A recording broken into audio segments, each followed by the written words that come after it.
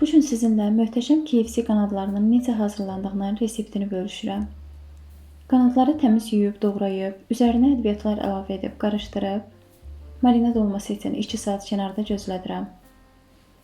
Unun üzərinə ədviyyatlar əlavə edib, qarışdırıb, 1/3 hissəsini başqa bir qaba yığıb, üzərinə yumurta və su əlavə edib, qarışdırıram. Marinad olunmuş qanadların suyunu süzüb, üzərinə hazırladığım kütləni əlavə edib, qarışdırıram.